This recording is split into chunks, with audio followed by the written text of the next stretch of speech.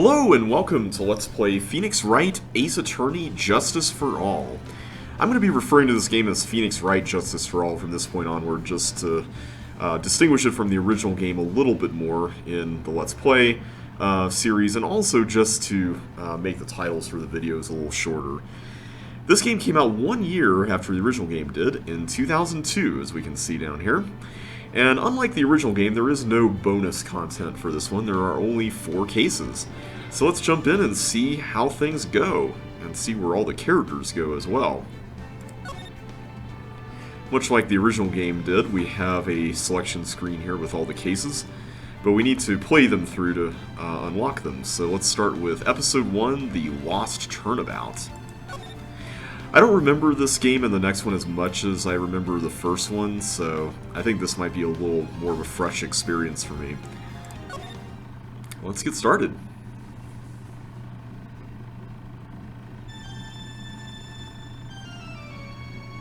Ooh, ominous. Grr, how'd I get into this mess? That's far enough. You can't run forever, Mr. Phoenix Wright. Wait a minute, the judge does not sound like that. What? What have I done wrong? I cannot allow you to go on like this. But I'm just a simple defense attorney. Silence! You are no longer worthy of your title. No!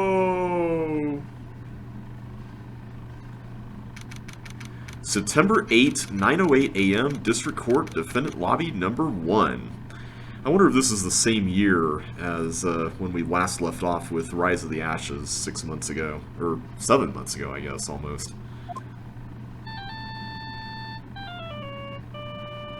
Hey, that sounds familiar. What a nightmare. Thankfully it was just a dream, but still it sounds pretty intense. Also, I still love the old cell phone. And I bet it was this ringtone that caused it. I really shouldn't be dozing off right before a trial starts anyway. Huh, looks like they hung up. Ah, good. I finally found it.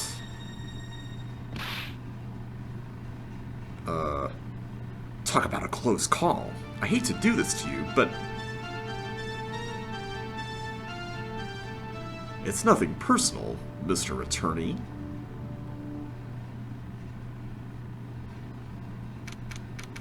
A few minutes later, District Court, Defendant Lobby number 1. Or should I say, a few minutes later. Ouch, my head. It's throbbing. And why does it feel so foggy in there? Ooh, we got some new Defendant Lobby music. I do remember this music, mainly because I've listened to remixes of the themes in the games, and I seem to recall really enjoying this one. Good morning! Ack! Good morning. What's wrong? You don't look well! People are at their best first thing in the morning. Where's that fighting spirit? Sorry, but can you please turn the cheeriness down? My head sort of hurts. Roger that! She really likes saluting a lot. Am I in trouble or something? Huh? Trouble? Well, wait, never mind. You're a policewoman, right? I thought maybe I'd done something wrong. Well, what are you talking about? I'm the one in trouble. What? I'm placing my life in your hands today, Mr. Phoenix Wright. Okay, this is the first piece of dialogue in which we know her name. I guess her name is Bird. It's pretty appropriate with all the feathers that she has sticking out everywhere. Life in my hands? You promised me! You said you would prove that I was not guilty! Not guilty? Just when I thought all hope was lost, when all the other lawyers had laughed me off. Leave it to me, you said. You, the one and only Phoenix Wright, came to save the day. And just like that, I was moved to tears, sir. I feel like she and Mike Meekins need to go on a date or something. I'll never forget what you're doing for me, ever! What is this girl babbling about? Actually, I really love to watch court proceedings, and I always root for you to win! When I'm off duty, I like to come here and... What's wrong? You've been acting really strange and you keep staring at me. You're making me kind of nervous, sir. Oh, sorry. I'm afraid to ask, but here goes. So this might sound bad, but, who are you? Uh-oh. What? Mr. Wright, how can you say that? How can you do this to the fragile heart of a girl about to go on trial? You're absolutely horrible. No, I mean, I didn't mean it like that. Is this how a defense attorney treats his client, sir? I can't believe this. No, it's just, well, I think you have the wrong person. Yes?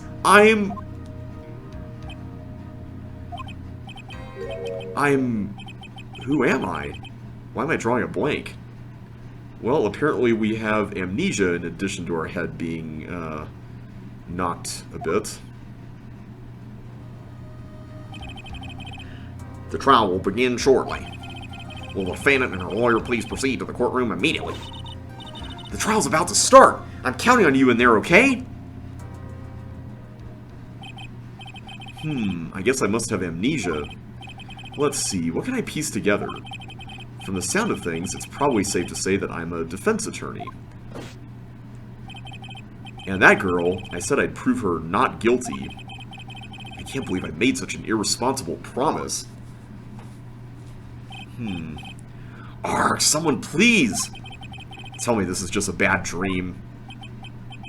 Why do I get the feeling this is one dream I won't be waking up from? Go. Alright, September 8, 10 o'clock a.m., District Court, courtroom number 2.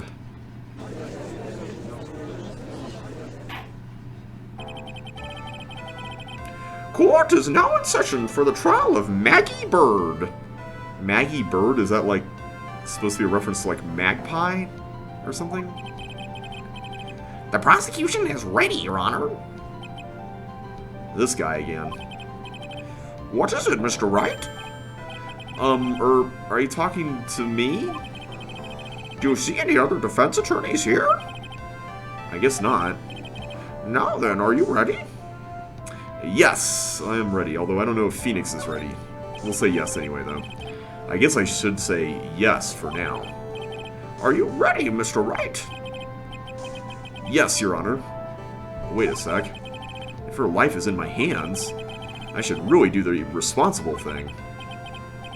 Actually, you see, Your Honor, my memory is kind of... The court will not hear the defense's excuses. Because the defendant is a member of the police, this case is under great scrutiny. Therefore, we must make this trial fair but swift. I believe I have told you this before. I hope you're not telling me you've forgotten. Actually, I have. Mr. Payne, your opening statement, please. Yes, Your Honor. As I'm sure you're well aware, the defendant is accused of killing her lover. What's worse, her lover was a fellow police officer. A policeman? You did what to a policeman? It wasn't me! And besides, Dustin and I, we weren't lovers like that.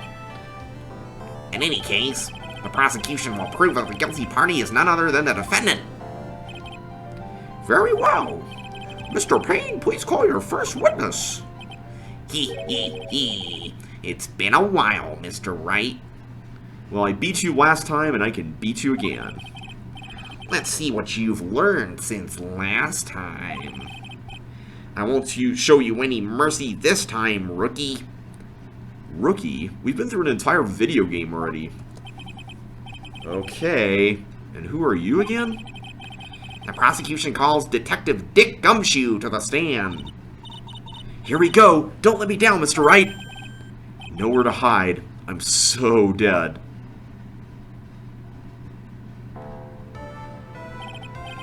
Witness, please state your name and occupation. My name is Detective Gumshoe, sir. I'm the detective in charge of homicides down at the precinct, sir. You don't look very well, detective. Well, sir, the defendant, she works under me, so, you know... You work under that detective? Yes, sir. And while I was a trainee, he was always watching out for me, sir. He's such a wonderful guy, sir. I'll never forget what he's done for me. Sir. Okay, calm down. I believe you. Detective Gumshoe, please describe for us the details of this murder. Yes, sir. It happened at the park near our headquarters. Expose Park. What a name for a park. The victim was one of the local cops, Dustin Prince. Wow, they are really being on the nose of these names. Dustin Prince. Like dusting fingerprints. I don't think I ever noticed that before. He was pushed down from the benches on the upper path, sir.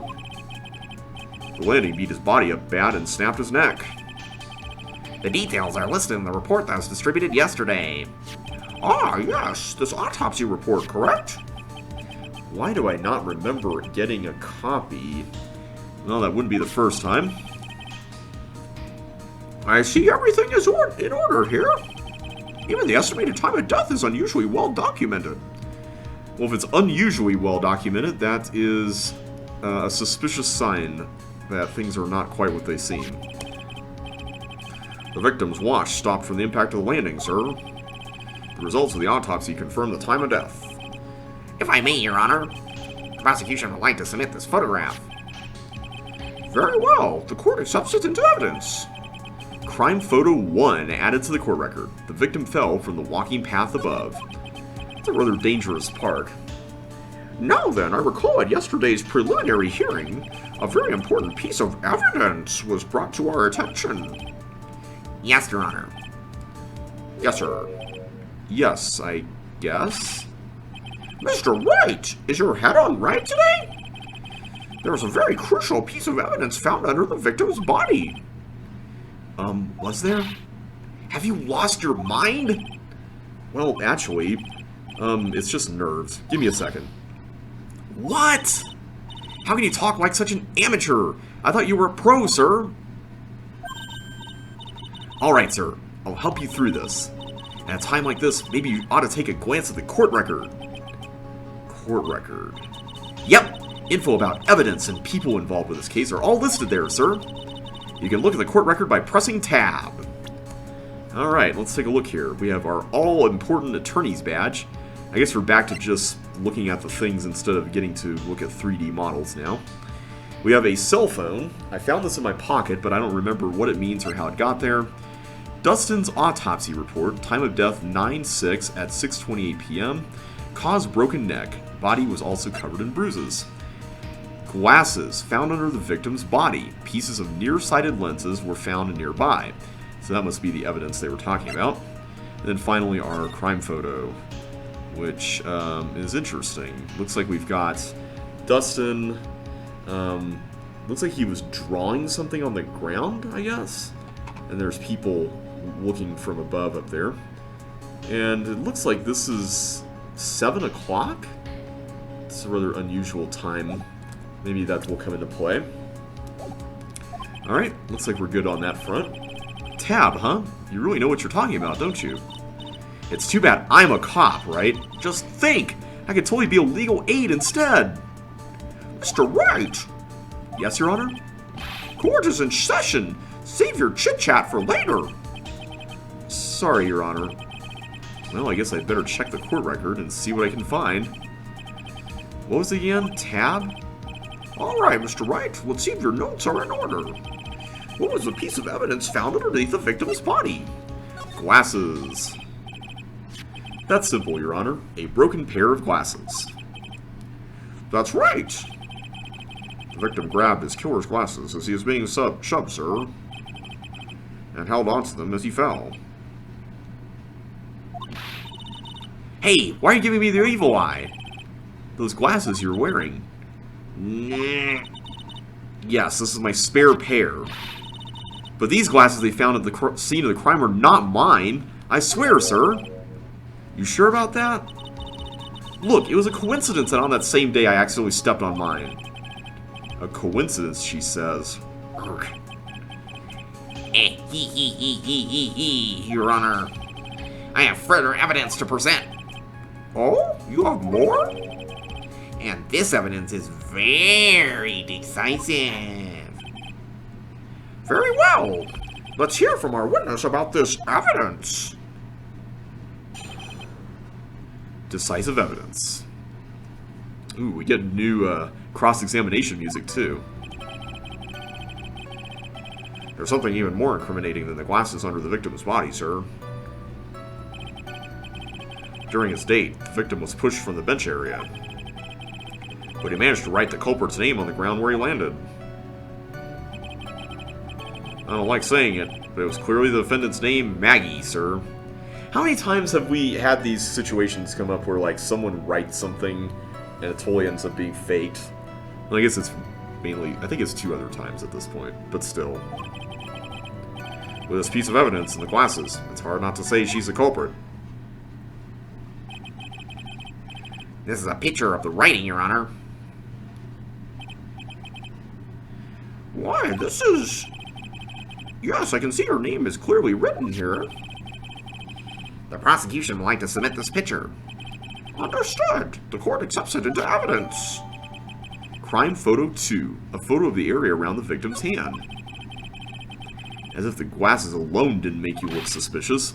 The victim even wrote your name clear as day on the ground. But, I already told you, those glasses aren't mine. And how do you explain his dying message? It's a conspiracy! I'm not guilty, sir! Mr. Wright, you may cross-examine the witness. Cross-examine? This is it! I'm counting on you! Sure, but what am I supposed to do? What?! This isn't like you at all! Normally, this is the part where you get in the witnesses' faces! Get in their faces and do what? I guess there's no way around it. Okay, I'm going to lend you a hand. The prosecution's witnesses all hide things from the court, which means they lie from time to time. Lie? But isn't that detective your superior? Well, even if they don't mean to lie, sometimes people just remember things wrong. Like that detective. He does sort of look like a scatterbrain. Yeah, he can be like that sometimes. It doesn't matter. Either way, it's bad for us, sir. That's why when you question witnesses, you have to find and expose their lies. Or would you say contradictions? Mr. Wright, your cross-examination, please. Yes, Your Honor. Talk about trial by fire. Here goes nothing. As long as I can expose the lies, we should be alright. Okay, let's see what we can do here.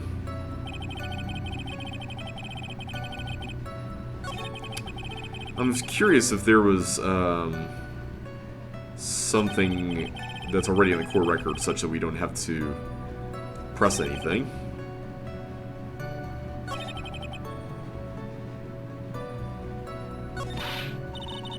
Don't give up. Keep that fighting spirit going. I'm glad you're all pumped up, but I really want to see your special move, sir. My what?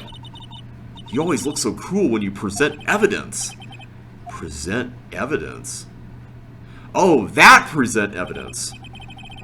Actually, I was just thinking about that. Yes, the great Phoenix Wright is back. Oh, that's right. Huh? I heard that lately you can present not only evidence, but people's profiles as well. Ooh, that's a new feature. It sure makes things a bit more complicated, so be careful, sir. People's profiles, huh? Alright, let's give this another try. So one thing I'm going to do is check the profiles then. Since that's... Oh, whoops, I did not mean to hit Q. About those glasses, do you have any proof that those belong to my client? The lenses are for nearsightedness and are almost the same strength as hers. Even the frames look kind of like the ones she's wearing in her ID, pal. What should I do now? We'll continue pressing. Hold it. Almost and kinda are not good enough in a case like this. Do you have more definitive proof? Is there something that clearly links the defendant with those glasses? The dirt and sand rubbed out any traces of fingerprints or anything else. So what you're saying, Detective, is that you have nothing that proves those glasses are my client's. Something like that. Well, what? I see. So there was no proof. Wow, that was amazing! I could totally feel it down in my gut. Okay, I meant to do this. That's what I was going to do. So let's check out the profiles. We have Maggie Bird, age 22, my client. The only thing I can recall is that she's a policewoman. Dustin Prince, age 30, the victim and a policeman. Seems like he was dating the defendant, Maggie Bird. Winston Payne, age 53, the prosecutor for this case, lacks presence, generally bad at getting his points across. And Detective Dick Gumshoe, detective at the local precinct, age 31, in charge of the initial investigation. Wow, Detective Gumshoe is younger than I am. I always thought he was like in his 40s or something.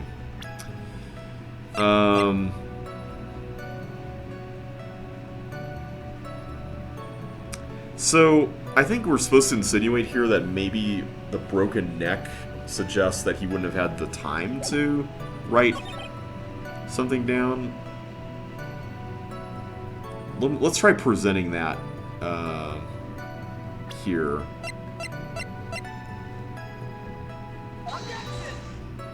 Oh no.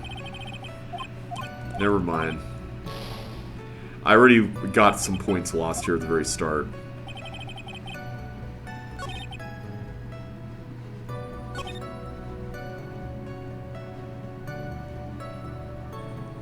I'm just going to check the photos again, just to make sure there's nothing else here.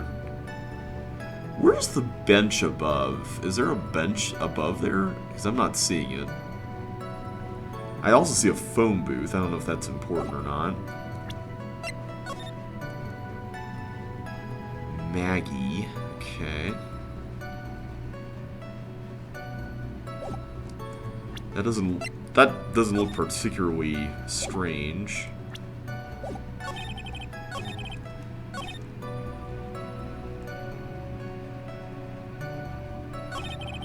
You know what, let's just go, press everything for now. Now, you're sure he was pushed and that's how he fell? Yeah, pal. If you look at the wounds on the victim's body, there's no way it was anything else. Please continue with your testimony, Detective. Anyway, the victim fell pretty far.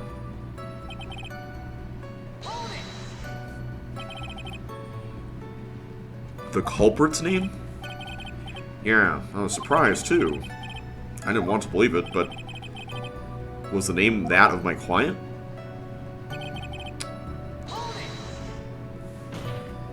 Okay, this is not going anywhere. Are you absolutely certain? Sorry, pal, but that's what it said. This is a picture of it. No matter which way you look, it still says Maggie. He's got a point. Hey, hold on! Huh? Don't huh me. I know the picture says Maggie, but now that she mentions it, something does feel kind of off about this picture. That's how you know you found a contradiction. Now hurry up and present some evidence. So that's what spotting a contradiction feels like. I better check the court record again. Hang on a sec.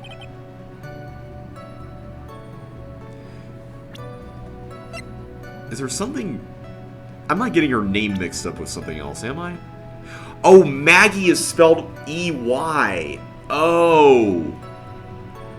I didn't notice that. It was right in front of my face this entire time. Alright. Well, let's present this. What?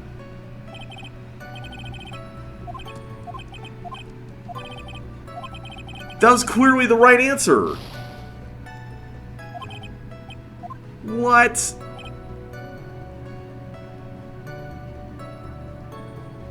Oh, do we have to present the profile of Maggie? Maybe that's why they were hinting at it here. There we go. Ooh, this time we are feeling it in our bones. Well, what is it? What? What's come over me? Without thinking, I just blurted out, "Objection!" And I yelled it at the top of my lungs, finger outstretched, ready to take on my opponent. What a rush! Ooh, new objection music. Detective Gumshoe. You talking to me, pal? Please state the defendant's name for me. What are you trying to prove with this futile exercise, Mr. Wright? You'll see, this is a very crucial line of questioning. Actually, Mr. Payne, you can answer. The defendant's name, if you please. Well, where is this ridiculous question coming from? The defendant's name is Maggie Bird. I think someone needs to check the court record. What? It says right here that it's Maggie Bird. Ah! It looks like the bird caught the cat napping. What's going on here? I have no idea either, sir. As you can see, the victim did indeed leave a name, Maggie. However, the defendant's name is actually spelled Maggie. This is a blatant contradiction of facts. Oh! How about that? I hadn't even noticed. But maybe the victim didn't know how to spell her name correctly. May I remind you that it was you who said the defendant is accused of killing her lover. If they were truly lovers, it would be impossible for him to not have known her name. No! This is very true. Mr. Payne. Yes, Your Honor? Are you absolutely certain the defendant and the victim, Dustin Prince, were in fact lovers? Yes, I'm quite certain, Your Honor. They were a well-known couple in the police force. Detective Gumshoe, please testify for the court the relationship between the victim and the defendant. Yes, sir. Dustin and Maggie. Officer Prince and Officer Bird had been going out for about half a year. It sounded like they were even talking about marriage. The day of the incident just happened to be the victim's birthday. Officer Bird had gotten Officer Prince a present. It was something she had bought over 2 months ago. I should know, because she came to me to ask what she should get for him. Curious what that is. Oh, those two sound like they were close. Nevertheless, tragedy struck. Yes, I see. You may cross-examine the witness, Mr. Wright. Alright. Curious what the present is. I'm going to try pressing on that first.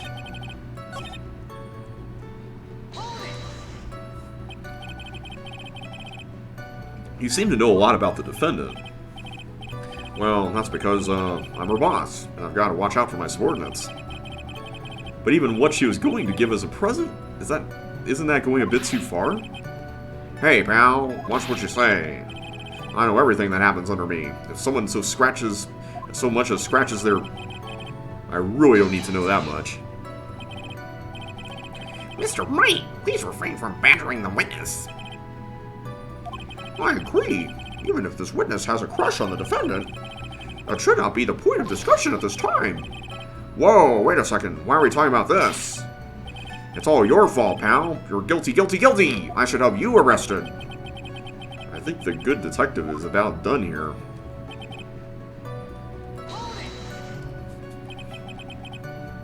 Over 2 months ago? Yep, she's a very considerate woman, pal. So, what was this birthday present?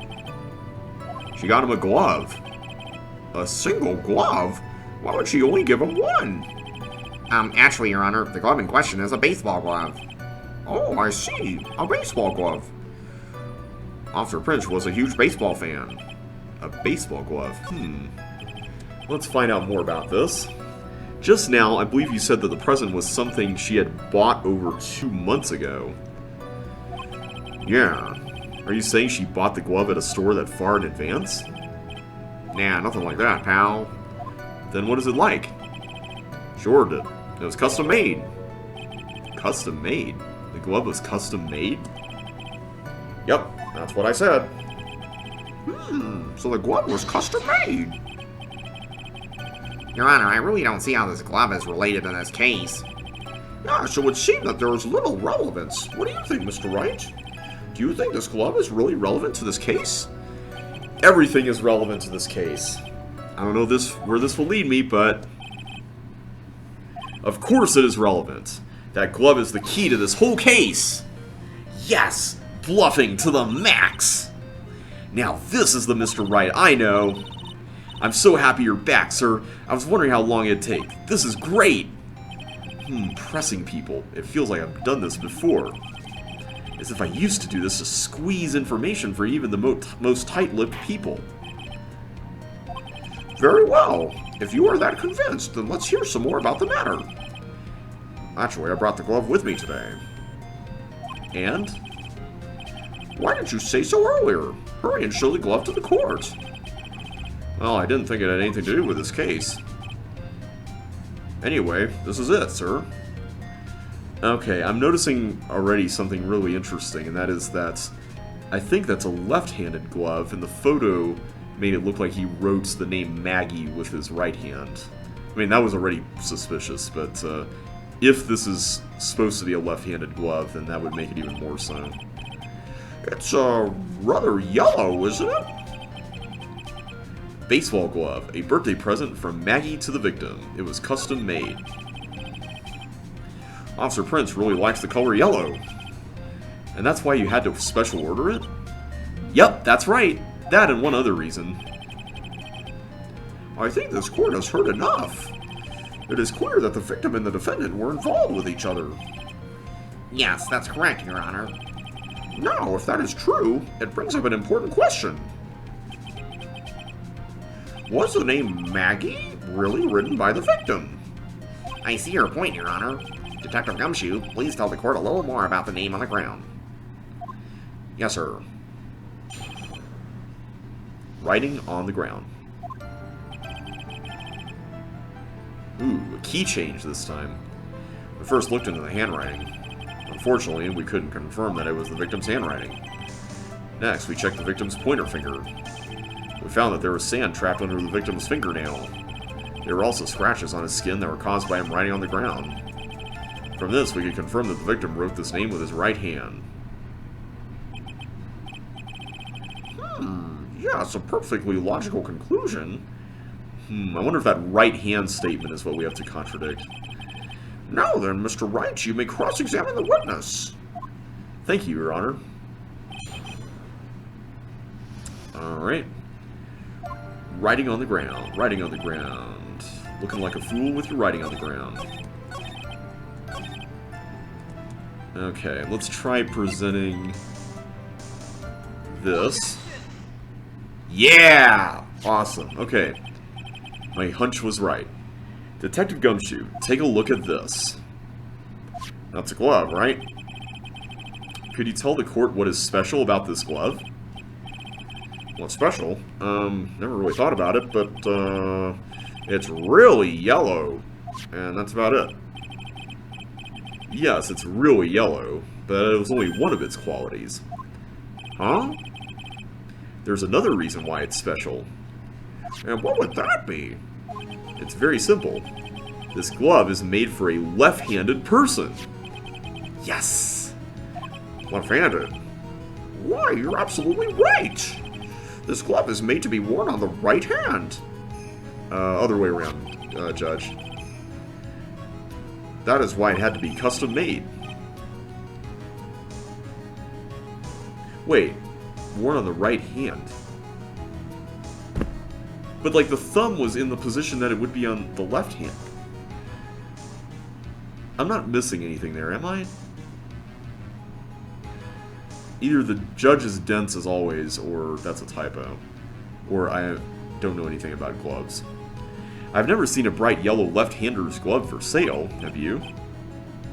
Well, no. So, Detective, which hand did the victim use to write the name with again? That's easy. Look, it's obvious from this picture that it was his... Whoa, wait a sec! Don't forget that the victim was left-handed. Ah! I object. Overruled. Mr. Wright, I would like to know what your line of reasoning proves. There is only one conclusion that can be drawn. A left-handed person could not have written a message with his right hand. Therefore, the person who wrote the name Maggie could not have been the victim. Dun dun dun. Order! When you think about it that way, then yes. It is not possible that this name was written by the victim himself. Then that means Maggie is... No, it's not possible! Mr. Payne! Yes, Your Honor. The evidence the prosecution has presented has failed to prove the defendant's guilt. In fact, I believe you have proven her to be innocent. No! All right, you did it, Mr. Wright! Whew, I feel like I can breathe again. It seems that we have reached the conclusion. You did a fine job once again, Mr. Wright. Me, Your Honor? Well, thank you, sir. See, you got complimented by the judge again. You're really good. And that's why you can't give up being a lawyer, sir. Are you joking? I'm more than ready to retire. I will now announce my verdict. This court finds defendant Maggie Bird. No, not yet. Please give me a few more minutes, Your Honor. Well, where's the meaning of this, Mr. Payne? The prosecution is not finished yet. What do you mean? We would like to call our next witness to the stand. What? And what did this witness witness? The moment the victim was pushed to his death. What's more, he saw the very face of the culprit. What the heck? Order in the court! I believe a recess is in order. Afterward, we will hear from this new witness. I had a feeling that was a bit too easy. I need more information. I'll have to see what I can find out during this recess. I can't let my guard down. It's only going to get tougher from here. Court is adjourned for recess. To be continued. Alright. So it looks like we got a two-parter here to begin. Ooh, we even have new save music. And I guess we still have the same save file list here, so let's just start from the top and go down. We'll do that. Ooh, we get a new color as well. Alright, well, next time we're going to try the next part. It looks like they have a new naming convention here. We have 1-2. I guess we just went through 1-1, so that's pretty nice. It's a little different from before. So next time we will take on part 1-2 of The Lost Turnabout. So thanks so much for watching, everybody. Hope you all enjoyed this start to the Let's Play, and we will finish this trial in the next video. So take care, and I will see you